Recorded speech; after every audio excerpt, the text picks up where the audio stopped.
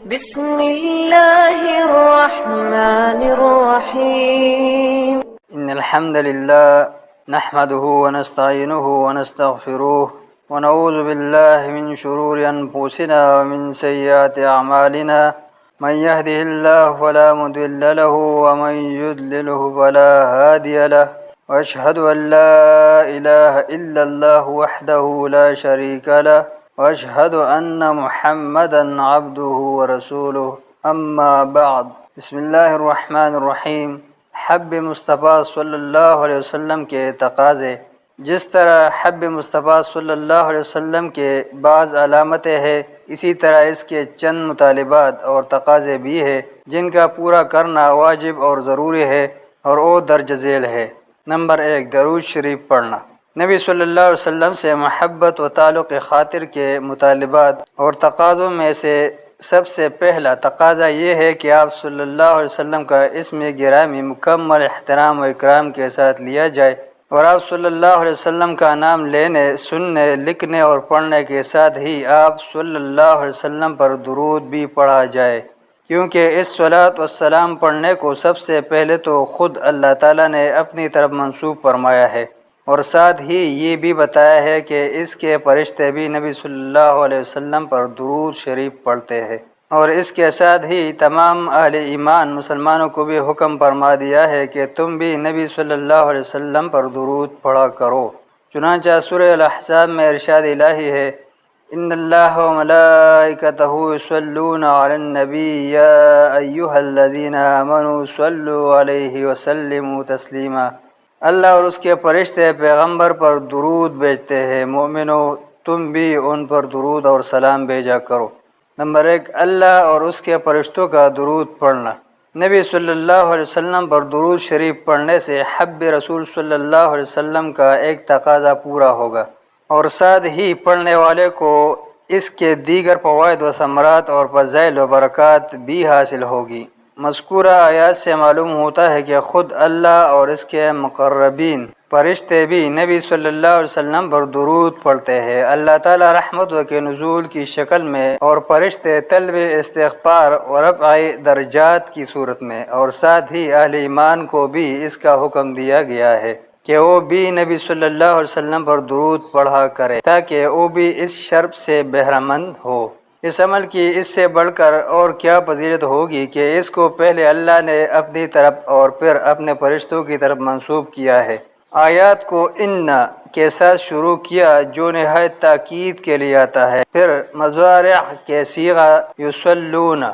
سے ذکر فرمایا ہے جو اس بات کے استمرار اور دوام کی دلیل ہے، یعنی یہ قطعی بات ہے کہ اللہ تعالیٰ اور اس کے ملائکہ نبی صلی اللہ علیہ وسلم پر ہمیشہ درود بھیجتے رہتے ہیں۔ کسی شاعر نے کیا خوب کہا ہے، یصلی علیہ اللہ جل جلالہ بہذا بدا للعالمین کمالہ۔ اللہ جل جلالہ بھی نبی صلی اللہ علیہ وسلم پر درود بھیجتا ہے، اور یہ بات تمام جہانوں کے لیے نبی صلی اللہ علیہ وسلم کے شرف و کمال کی عمدہ دلیل ہے۔ اس اعتبار سے نبی صلی اللہ علیہ وسلم کا یہ شرف حضرت آدم علیہ السلام کے مسجود ملائکہ ہونے سے بھی بڑا ہوا ہے، کیونکہ نبی صلی اللہ علیہ وسلم کے اس اعزاز و اکرام میں اللہ تعالیٰ خود بھی شامل ہے، جبکہ آدم علیہ السلام کے اعزاز میں فرشتے ہی شامل ہوئے تھے، اور وہ بھی صرف ایک مرتبہ شامل ہوئے، جبکہ یہ دوام و استمرار ہے۔ کسی نے کیا خوب کہا ہے، ترجمہ ہے، دور اندیش اور عقل و دانش والے لوگ جانتے ہیں کہ ایسا شرف کسی دین پر اور نے کہیں دیکھا، نہ پہلے کسی پیغمبر کو یہ نصیب ہوا۔ نمبر 2، 10 رحمتیں نازل، 10 نیکیاں حاصل، 10 درجات بلند، 10 گناہ معاف۔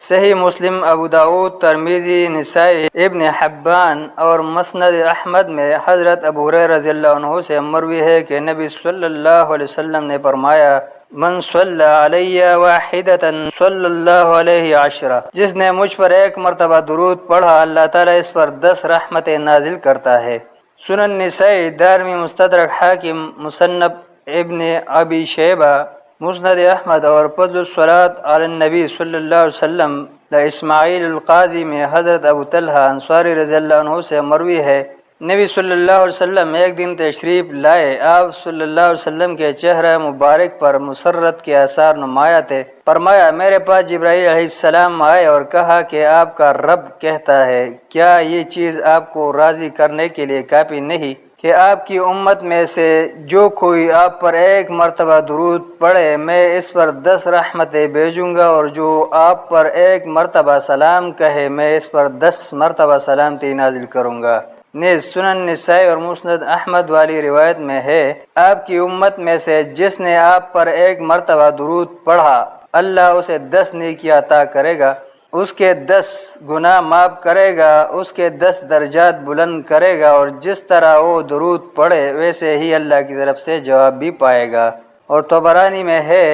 یقول الملک وانت صلی اللہ علیہ، فرشتہ اس بندے کو کہتا ہے اللہ تجھ پر بھی درود رحمتیں بھیجے۔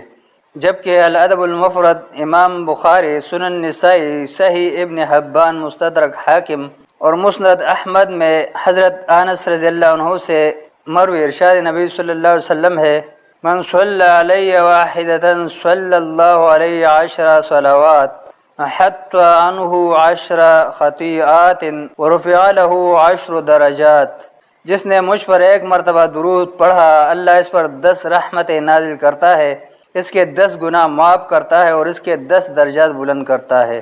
نمبر 3، قبولیت دعا کا نسخہ۔ سنن ابی داؤد، ترمذی، نسائی اور مسند احمد میں حضرت فضالہ بن عبید رضی اللہ عنہ سے مروی ہے کہ نبی اکرم صلی اللہ علیہ وسلم تشریف فرماتے کہ ایک آدمی آیا، اس نے نماز پڑھی اور دعا کی اے اللہ میری مغفرت فرما اور مجھ پر رحم کر۔ نبی صلی اللہ علیہ وسلم نے فرمایا اے نمازی تم نے جلدی کی ہے، جب نماز سے فارغ ہو جاؤ تو بیٹھ کر اللہ کی حمد و ثنا بیان کرو ان الفاظ کے ساتھ کہ جن کا وہ اہل ہے، اور مجھ پر درود پڑھو پھر دعا مانگو۔ راوی کہتے ہیں کہ پھر ایک اور آدمی آیا، اس نے اللہ کی حمد و ثنا بیان کی اور نبی صلی اللہ علیہ وسلم پر درود پڑھا تو نبی اکرم صلی اللہ علیہ وسلم نے اسے فرمایا ایھا المصلی ادعو تجب، اے نمازی اب جو مانگو گے وہ ملے گا۔